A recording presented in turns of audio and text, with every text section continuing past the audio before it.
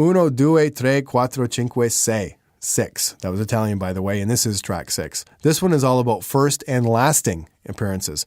Now, we do all judge a book by its cover, and fortunately or unfortunately, that's the reality of this world.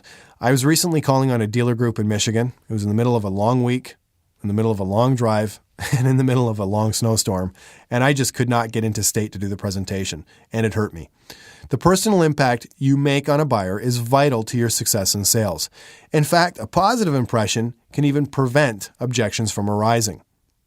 Now, when objections do arise, a good impression will go a long way in helping you handle them. The opposite of a positive image is that of a nervous, hesitant, or insecure salesperson.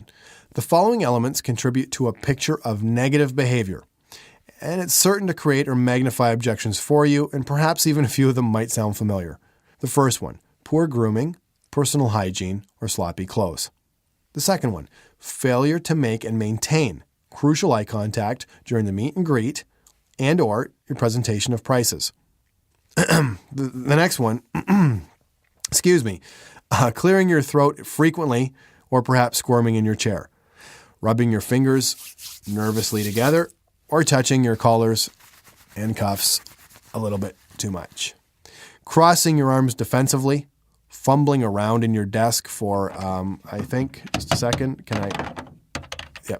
that missing sales tool, fidgeting and restlessness when an objection is raised, inappropriate gazes or touching, steepling your fingertips while conversing with your buyer, language which is not suitable to either the situation or the buyer, and dressing noticeably above or below your average buyer.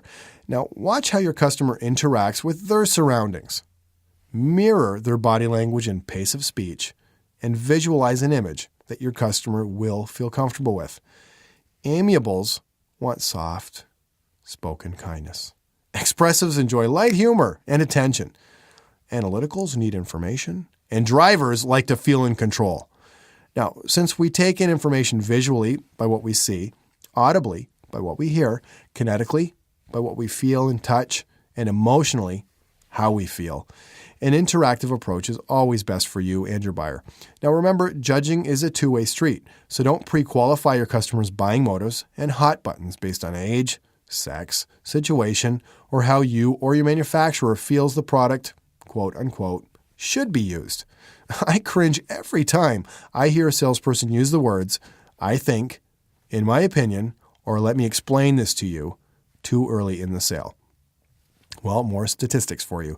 93% of sales calls do not result in an appointment, and 98% of dealerships don't know or track this stuff.